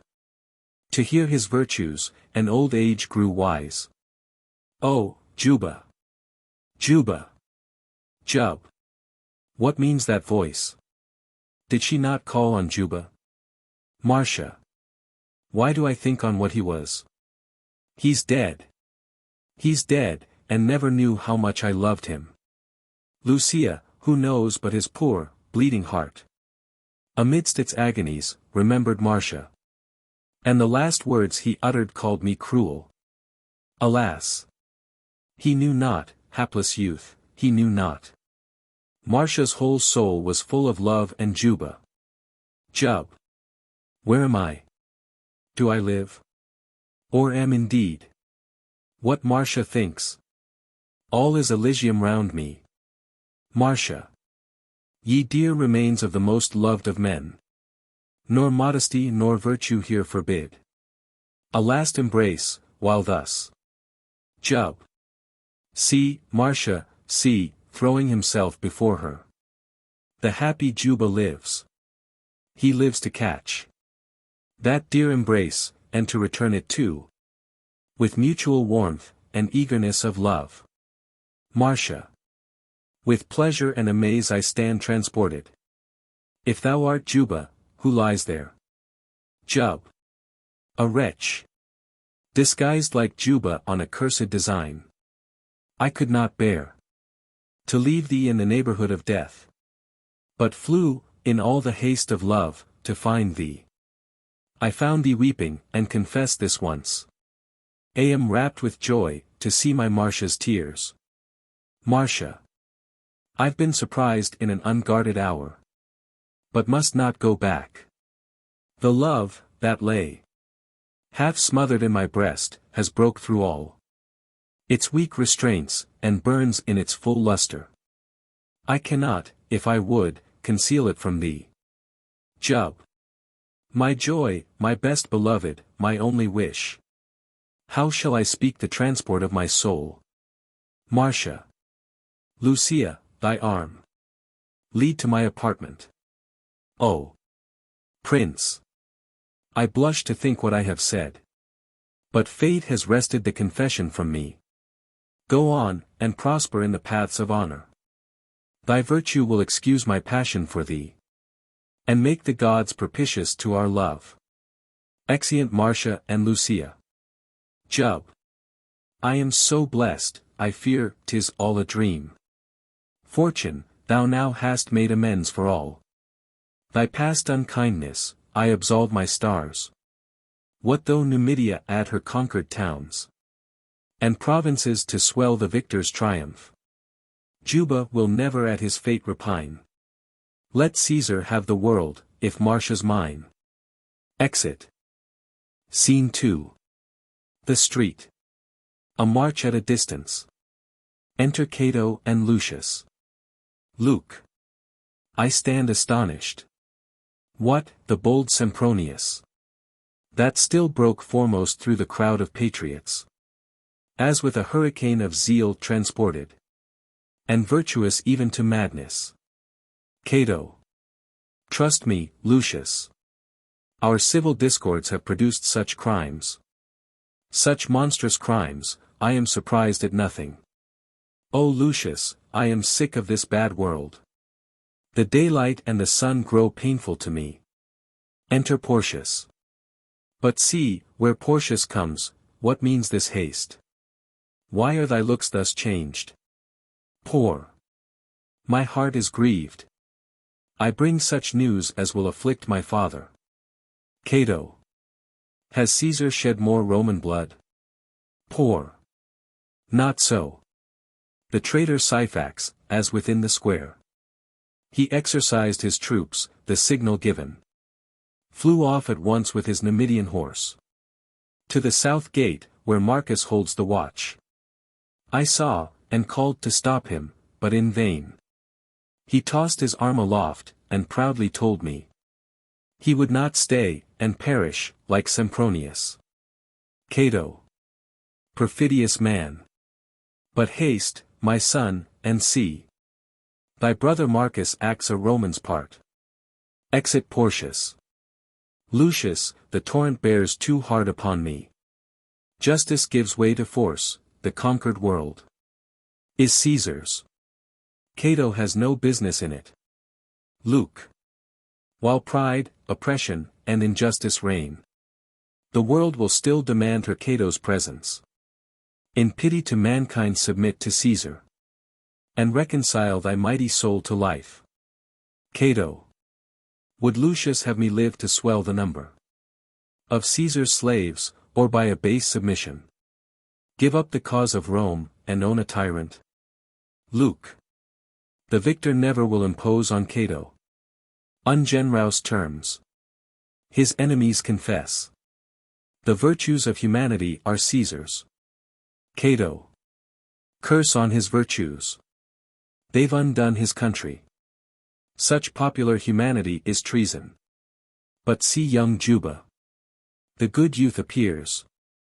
full of the guilt of his perfidious subjects. Luke. Alas, poor prince! His fate deserves compassion. Enter Juba. Jub. I blush, and am confounded to appear before thy presence, Cato. Cato. What's thy crime? Jub. I'm a Numidian. Cato. And a brave one, too. Thou hast a Roman soul. Jub. Hast thou not heard of my false countrymen? Cato. Alas, young prince! Falsehood and fraud shoot up in every soil. The product of all climes, Rome has its Caesars. Jub. 'Tis generous thus to comfort the distressed. Cato. 'Tis just to give applause, where 'tis deserved. Thy virtue, prince, has stood the test of fortune. Like purest gold, that, tortured in the furnace, comes out more bright, and brings forth all its weight. Jub. What shall I answer thee? I'd rather gain thy praise, O Cato, than Numidia's empire. Enter Porcius. Pour misfortune on misfortune. Grief on grief. My brother Marcus. Cato. Ha! What has he done? Has he forsook his post? Has he given way? Did he look tamely on, and let them pass? Poor scarce had I left my father, but I met him, borne on the shields of his surviving soldiers, breathless and pale, and covered o'er with wounds. Long, at the head of his few faithful friends, he stood the shock of a whole host of foes, till, obstinately brave, and bent on death, oppressed with multitudes, he greatly fell. Cato. I'm satisfied. Poor. Nor did he fall, before his sword had pierced through the false heart of Syphax. Yonder he lies. I saw the hoary traitor grin in the pangs of death, and bite the ground. Cato. Thanks to the gods, my boy has done his duty. Porcius, when I am dead, be sure you place his urn near mine. Poor long may they keep asunder. Luke. Oh, Cato, arm thy soul with all its patience. See where the corpse of thy dead son approaches. The citizens and senators alarmed have gathered round it and attend it weeping. Cato meeting the corpse. Senators attending. Cato. Welcome, my son. Here lay him down, my friends. Full in my sight, that I may view at leisure the bloody course, and count those glorious wounds. How beautiful is death, when earned by virtue! Who would not be that youth? What pity is it that we can die but once, to serve our country? Why sits this sadness on your brows, my friends? I should have blushed, if Cato's house had stood secure, and flourished in a civil war. Porcius, behold thy brother, and remember, thy life is not thy own when Rome demands it. Jub. Was ever man like this? Cato. Alas, my friends! Why mourn you thus? Let not a private loss afflict your hearts. 'Tis Rome requires our tears. The mistress of the world, the seat of empire, the nurse of heroes, the delight of gods, that humbled the proud tyrants of the earth, and set the nations free, Rome is no more. Oh, liberty! Oh, virtue! Oh, my country! Jub. Behold that upright man. Rome fills his eyes with tears, that flowed not o'er his own dear son. Aside. Cato. Whatever the Roman virtue has subdued, the sun's whole course, the day and year, are Caesar's. For him the self-devoted Decii died. The Fabii fell, and the great Scipios conquered. Even Pompey fought for Caesar. Oh, my friends! How is the toil of fate, the work of ages? The Roman Empire, fallen. Oh, cursed ambition! fallen into Caesar's hands. Our great forefathers had left him not to conquer but his country. Jub. While Cato lives, Caesar will blush to see mankind enslaved, and be ashamed of empire. Cato. Caesar ashamed. Has he not seen Pharsalia? Luke. 'Tis time thou save thyself and us. Cato. Lose not a thought on me. I'm out of danger. Heaven will not leave me in the victor's hand. Caesar shall never say, he conquered Cato. But oh, my friends! Your safety fills my heart with anxious thoughts, 1,000 secret terrors rise in my soul. How shall I save my friends? 'Tis now, O Caesar, I begin to fear thee. Luke. Caesar has mercy, if we ask it of him. Cato. Then ask it, I conjure you, let him know. Whatever was done against him, Cato did it. Add, if you please, that I request of him. That I myself, with tears, request it of him. The virtue of my friends may pass unpunished. Juba, my heart is troubled for thy sake. Should I advise thee to regain Numidia? Or seek the conqueror? Jub. If I forsake thee, whilst I have life, may heaven abandon Juba. Cato. Thy virtues, prince, if I foresee aright, will one day make thee great, at Rome, hereafter. 'Twill be no crime to have been Cato's friend. Porcius, draw near, my son, thou oft hast seen thy sire engaged in a corrupted state, wrestling with vice and faction. Now thou seest me spent, overpowered, despairing of success.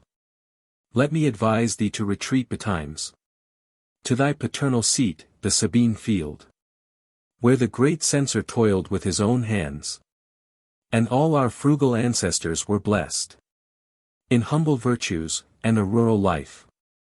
There live retired, pray for the peace of Rome. Content thyself to be obscurely good. When vice prevails, and impious men bear sway, the post of honor is a private station. Poor. I hope my father does not recommend a life to Porcius that he scorns himself. Cato. Farewell, my friends. If there be any of you who dare not trust the victor's clemency, know there are ships prepared, by my command, that shall convey you to the wished-for port. Is there aught else, my friends, I can do for you? The conqueror draws near. Once more, farewell. If e'er we meet hereafter, we shall meet in happier climes, and on a safer shore, where Caesar never shall approach us more. Pointing to his dead son. There, the brave youth, with love of virtue fired, who greatly in his country's cause expired, shall know he conquered. The firm patriot there, who made the welfare of mankind his care, though still by faction, vice, and fortune crossed, shall find the generous labor was not lost. Exeunt. Act the 5th. Scene 1. A chamber. Cato solus, sitting in a thoughtful posture, in his hand, Plato's book on the immortality of the soul. A drawn sword on the table by him. Cato. It must be so, Plato, thou reason'st well. Else whence this pleasing hope, this fond desire? This longing after immortality? Or whence this secret dread, and inward horror of falling into naught? Why shrinks the soul back on herself, and startles at destruction? 'Tis the divinity that stirs within us. 'Tis heaven itself that points out an hereafter, and intimates eternity to man. Eternity! Thou pleasing, dreadful thought! Through what variety of untried being, through what new scenes and changes must we pass? The wide, the unbounded prospect lies before me. But shadows, clouds, and darkness, rest upon it. Here will I hold. If there's a power above us, and that there is, all nature cries aloud. Through all her works, he must delight in virtue. And that which he delights in must be happy. But when, or where? This world was made for Caesar. I'm weary of conjectures, this must end them. Laying his hand upon his sword. Thus am I doubly armed, my death and life. My bane and antidote, are both before me. This in a moment brings me to an end. But this informs me I shall never die. The soul, secured in her existence, smiles at the drawn dagger, and defies its point. The stars shall fade away, the sun himself grow dim with age, and nature sink in years. But thou shalt flourish in immortal youth, unhurt amidst the war of elements, the wreck of matter, and the crush of worlds. What means this heaviness, that hangs upon me? This lethargy, that creeps through all my senses? Nature, oppressed and harassed out with care, sinks down to rest.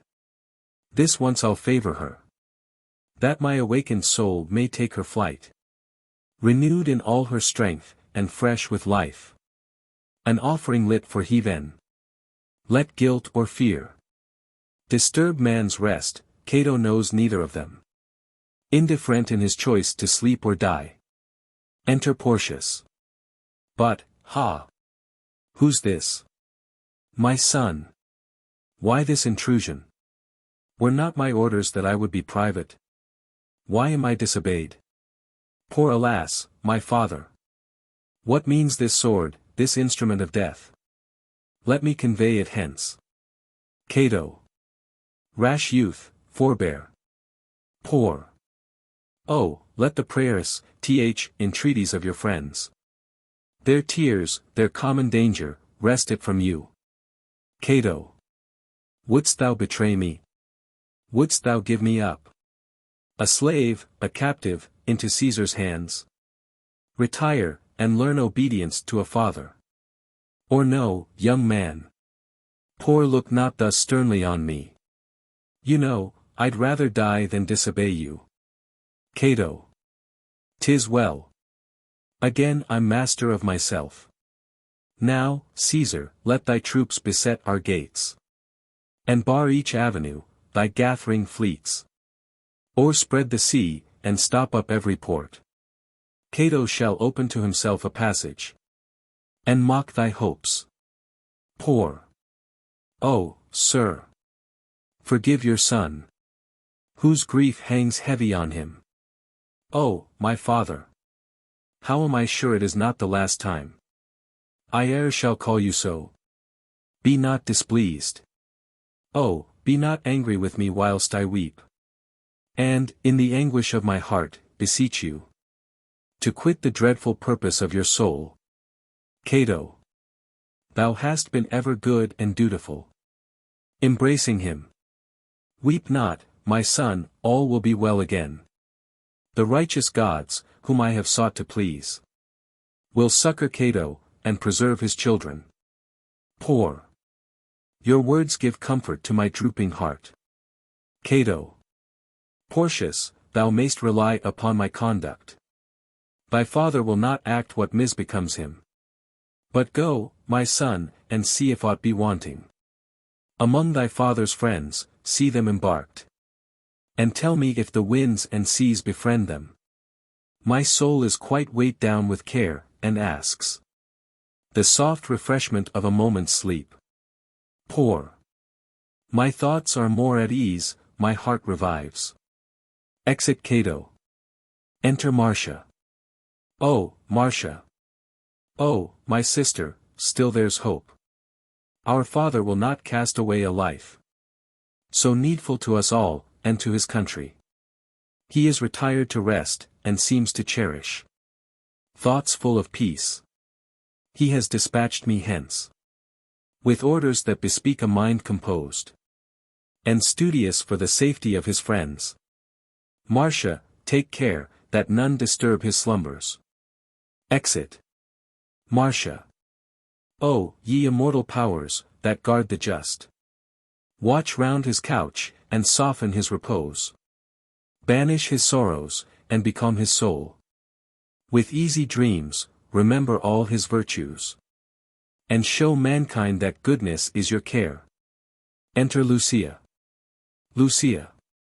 Where is your father, Marcia, where is Cato? Marcia. Lucia, speak low, he is retired to rest. Lucia, I feel a gentle dawning hope. Rise in my soul, we shall be happy still. Lucia. Alas, I tremble when I think on Cato. In every view, in every thought, I tremble. Cato is stern and awful as a god. He knows not how to wink at human frailty. Or pardon weakness, that he never felt. Marcia. Though stern and awful to the foes of Rome, he is all goodness, Lucia, always mild. Compassionate and gentle to his friends. Filled with domestic tenderness, the best. The kindest father I have ever found him. Easy and good, and bounteous to my wishes. Lucia. 'Tis his consent alone can make us blessed. Marcia, we both are equally involved in the same intricate, perplexed distress. The cruel hand of fate, that has destroyed thy brother Marcus, whom we both lament. Marcia. And ever shall lament, unhappy youth. Lucia. Has set my soul at large, and now I stand loose of my vow. But who knows Cato's thoughts? Who knows how yet he may dispose of Porcius? Or how he has determined of himself? Marcia. Let him but live, commit the rest to heaven. Enter Lucius. Luke. Sweet are the slumbers of the virtuous man. Oh, Marcia, I have seen thy godlike father. Some power invisible supports his soul, and bears it up in all its wonted greatness. A kind, refreshing sleep is fallen upon him. I saw him stretched at ease, his fancy lost in pleasing dreams. As I drew near his couch, he smiled, and cried, Caesar, thou canst not hurt me. Marcia. His mind still labors with some dreadful thought. Enter Juba. Jub. Lucius, the horsemen are returned from viewing the number, strength, and posture of our foes, who now encamp within a short hour's march on the high point of yon bright western tower. We ken them from afar. The setting sun plays on their shining arms and burnished helmets, and covers all the field with gleams of fire. Luke. Marcia, 'tis time we should awake thy father. Caesar is still disposed to give us terms, and waits at distance, till he hears from Cato. Enter Porcius. Porcius, thy look speaks somewhat of importance. What tidings dost thou bring? Methinks, I see unusual gladness sparkle in thy eyes. Poor. As I was hasting to the port, where now my father's friends, impatient for a passage, accused the lingering winds, a sail arrived from Pompey's son, who, through the realms of Spain, calls out for vengeance on his father's death, and rouses the whole nation up to arms. Were Cato at their head, once more might Rome assert her rights, and claim her liberty. But, hark! What means that groan? Oh, give me way, and let me fly into my father's presence. Exit. Luke.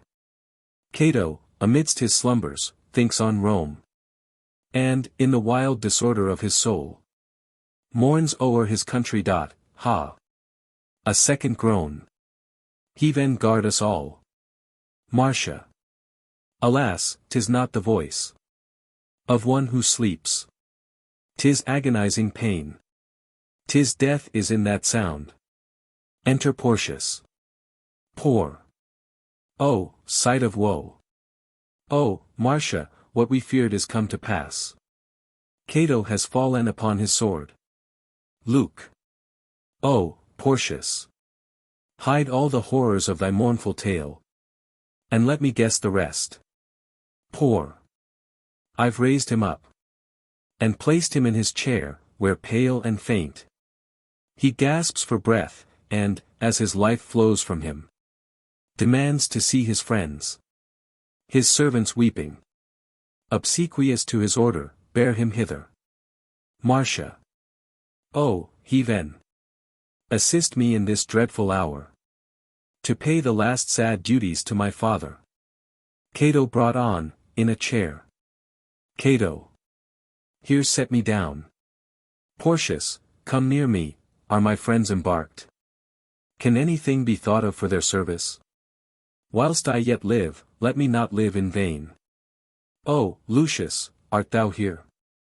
Thou art too good. Let this our friendship live between our children. Make Porcius happy in thy daughter Lucia. Marcia, my daughter. Oh, bend me forward. Juba loves thee, Marcia. A senator of Rome, while Rome survived, would not have matched his daughter with a king. But Caesar's arms have thrown down all distinction. I'm sick to death, oh, when shall I get loose from this vain world? Abode of guilt and sorrow. And yet, methinks, a beam of light breaks in on my departing soul. Alas, I fear I've been too hasty. Oh, ye powers, that search the heart of man, and weigh his inmost thoughts. If I have done amiss, impute it not. The best may err, but you are good, and, oh, dies poor. There fled the greatest soul that ever warmed a Roman breast. From hence, let fierce contending nations know what dire effects from civil discord flow. 'Tis this that shakes our country with alarms, and gives up Rome a prey to Roman arms. Produces fraud, and cruelty, and strife, and robs the guilty world of Cato's life. Exeunt omnes. The End.